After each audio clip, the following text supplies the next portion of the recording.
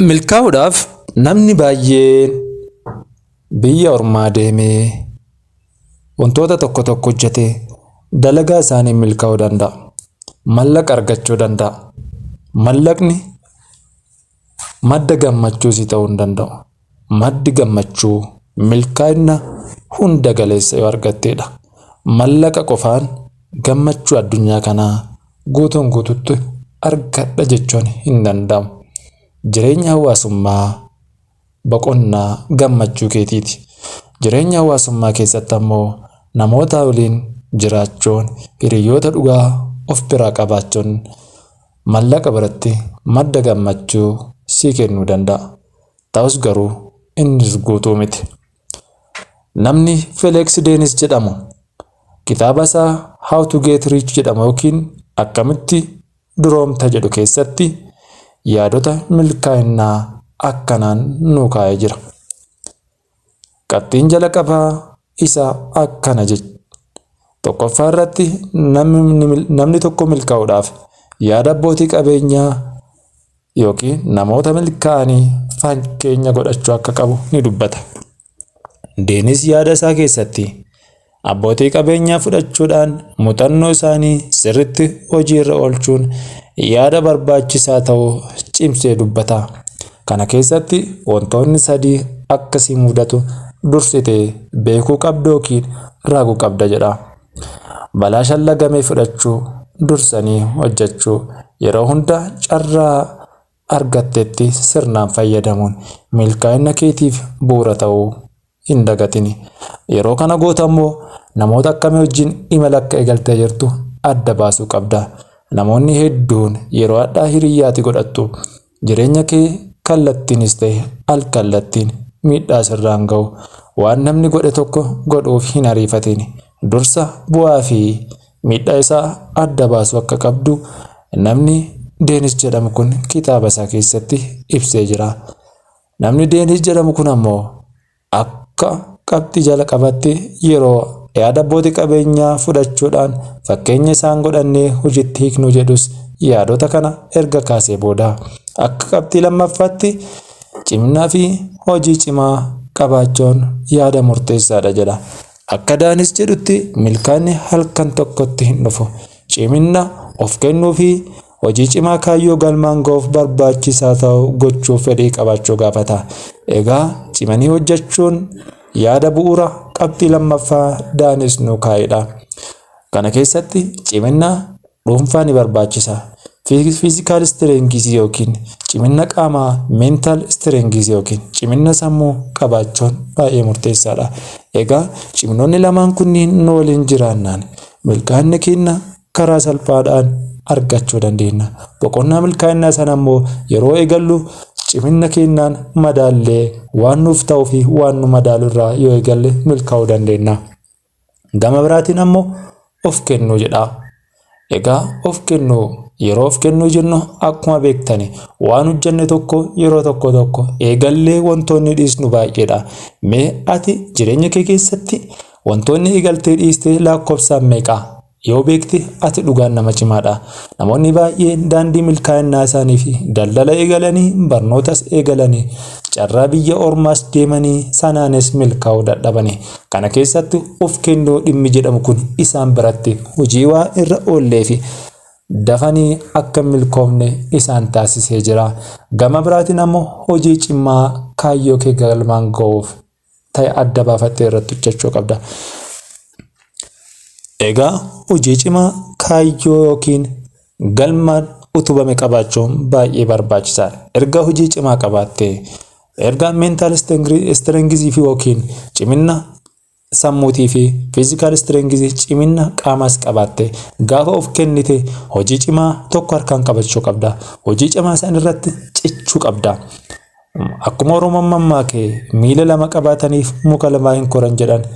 Waa lamaan al takkatti milkaa'uudhaan carraan ati qabdu baay'ee xiqqaadha. Milkaa'inni namoota kanniinii namoota muraasaa yoo ta'e malee namoonni baay'een kufaatii kan isaan geessisu wantoota kana. Waan lama al takkatti hin eegalin tokko harkaan qabde galmaan gaadhu. Egaa Deenis sadaffaa irratti akkana jechuudhaan nu kaa'e. Fedhii kee irratti xiyyeeffadhu. fedhii keessan irratti xiyyeeffadhu jedha. Egaa namoonni baay'een fedhii keessoo isaanii osoo hin beekin kan namoota baay'ee akkeessuu fi fakkeessuudhaan yeroo isaanii gubu. Akkuma argitan miidiyaa hawaasaa kanneen irratti kanneen akka TikTokii fi YouTube akkasumas immoo Telegiraamii fi miidiyaalee pilaatfoormii biraa irratti namoonni baay'een fedhii keessanii irratti xiyyeeffachuu caalaa kan namoota akkeessaa oolu waan namni dubbate dubbataa oolu kan isaanii galmi isaanii biran jiru. Galma isaanii hin argatanii keessoo isaaniis hin dubbanne fedhii keessoo isaanii irrattis hin xiyyeeffanne kun dhugaadha. Akkana yoo taane ammoo milkaa'inni keenya baay'ee gadi bu'aadha. Fedhii keenya irratti xiyyeeffachuun baay'ee murteessaa akka ta'e beekuu qabna.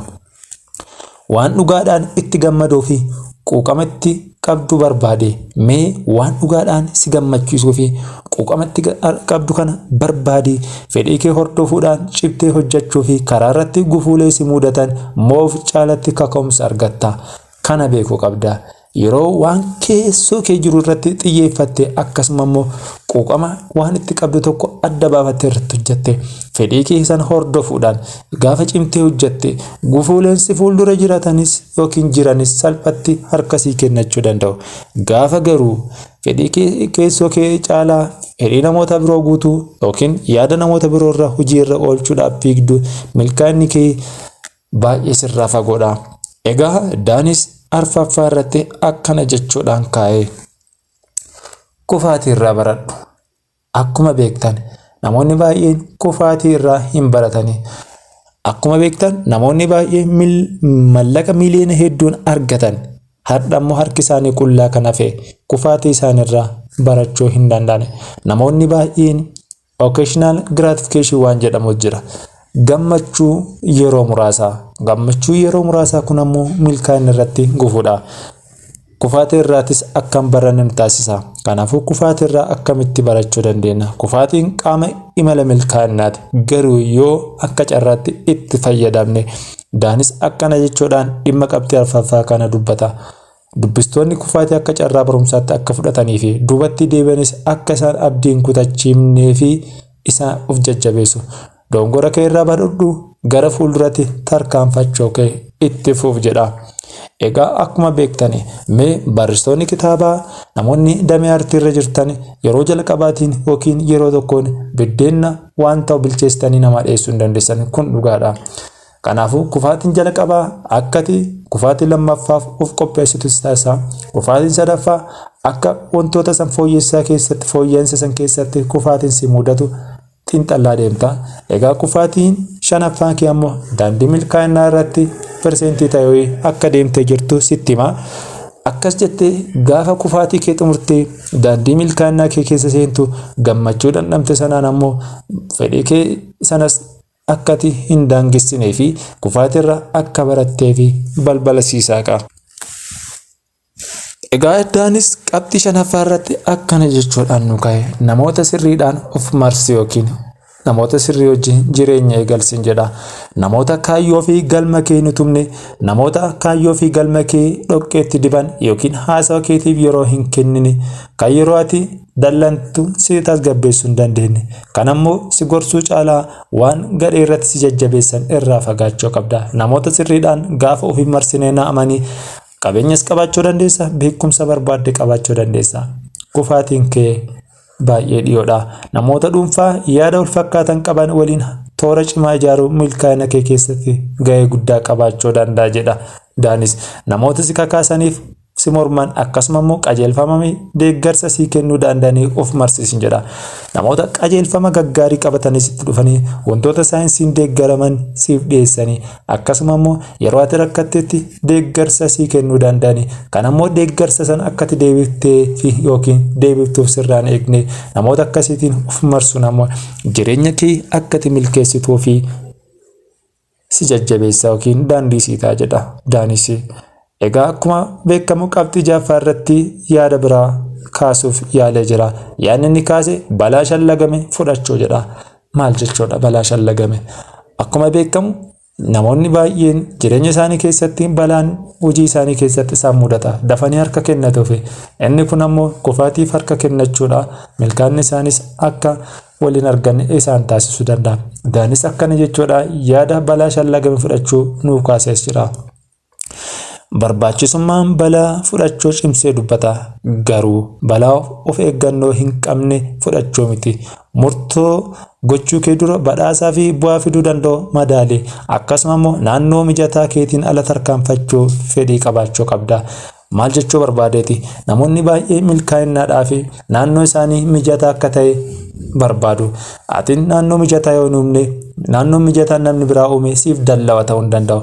Mana namni biraa ijaarte yookiin ijaarate jireenya yeroo muraasaatiif keessa jiraachuu dandeessa.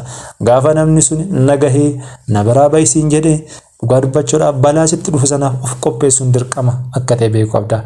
Kanaafuu murtee sanarra gahuudhaaf of qopheessuun balaa sanaaf ati of qopheessite baay'ee barbaachisaadha. Dursitee of qopheessuu qabda. Egaa naannoo mijataa qofa keessa jiraannuun of dagachuun akka hin barbaachisne qabxiin jaffaan kun nuuf ibsa. Egaa Daanis qabxii torbaffaa irratti akkana jedha. Dubbisuu fi barreessuu faayinaansii jedha. Kana maal jechuudha? Akka Daanis jedhutti bu'uuraaleen faayinaansii fi investimentii hubachuudhaan murteessaadha. Egaa hojii hojjennu keessatti bu'uuraaleen faayinaansii maalirraa madda? Akkamitti hojjenna? Hojiin investimentii nuti eegallee jirru kun akkamitti bu'aa qabeessa nu ta'a? Faayinaansii dhuunfaa, baajata, qusannaa fi investimentii irratti of barsiis jedha. Of leenjisuu qabda. Hojii faayinaansii keessatti karoora dhuunfaatiin of leenjisuu qabda. Baajata qabdu qoqqooddiidha of leenjisuu qabda. Akkasuma immoo qusannaaf of barsiisuu qabda. Waan argatte facaasuu osoo hin taane harkatti qabattee yeroo rakkoo fi hojii kaayyoo kee qofaaf akka oolchituuf gorsi kun baay'ee murteessaadha. Investimentii irratti of barsiisi. Gaafa daldala xixiqqoo qofa eegaltee milkaa'inni kee baay'ee fagoodha. Dandeettiin qabeenya ijaaruu kee guddisuu waa'ee mallaqaa keetiin murtoo sirrii ta'ee murteessa. Ati qabeenya qabdu irratti karoora baafattee yeroo sirriitti hin hojjenne milkaa'inni ati qabdu baay'ee sirraa fagaata.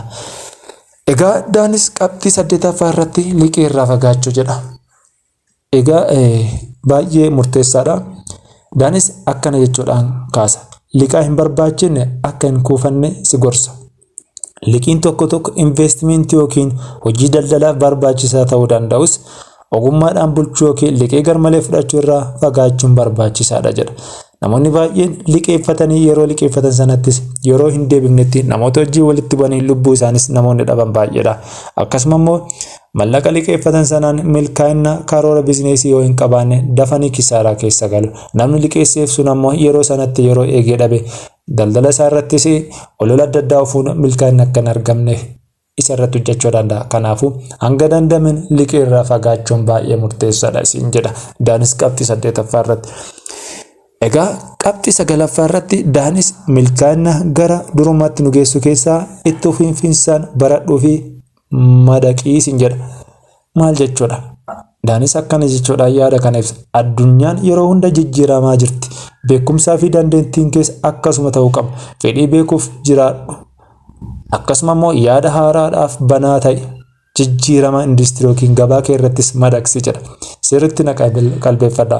9ffaa irratti itti fufiinsaan baradhuu jedha. Addunyaan teekinooloojiyaan baay'ee jijjiiramaa jirti. Fedhii kee beekuuf irratti hojjedhu.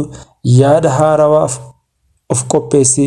Akkasuma immoo jijjiirama industirii yookiin gabaa kee irrattis of madaqsii hojjedhu siin jedha. Ajaa'ibuma. Egaa namoonni baay'een jijjiirama keessatti dandeettii waan haaraa barachuu osoo qabanii fedhii dhabuudhaan wanti haaromni sun yeroo jala darbee barri sitti jijjiirame inni jireenya waggaa 10 yeroo inni jiraatu namoonni hiriyoonni isaa irratti jijjiiraman argaa jirtu. Kanaafuu yeroo wajjin deemuu qabdaa jedha. Egaa qabxiin 10ffaa fi qabxiin inni dhumaa Daanis nu kaasee gara imala guddinaatti yookiin duroomaatti kan nu seensisu imala gammachuu jedha. Milkaa'inni mallaqa galma dhimma ta'us egaa Daanis akkana nun jechuudhaan isinii kaasee irra isinii deebi'a imala gammachuu. Milkaa'inni mallaqaa galma dhumaa ta'us Daanis akkana jechuudhaan nu kaase. Adeemsa sanatti gammaduun barbaachisaa ta'uu isaa cimsee dubbata. Hojii hojjettuu fi guddina karaa irratti argattu keessatti raawwii argadhu. Barreeffama kana gara afaan Oromootti kan isinii jijjiirree isinii dhiyeessine Gadaa Digital Miidiyaa waan hordoftaniif galatoomaa. akkuma qabxii 10ffaa sana imalli keessanis imala gammachuu ta'u. Garuu imala gammachuu argachuudhaaf qabxiilee 1 hanga 10 isinitti himne sana hojiirra oolchaa isiniin jedha. Waan hordoftanii baay'ee galatoomaa, isin jaalannaa. Horaa bulaa deebanaa.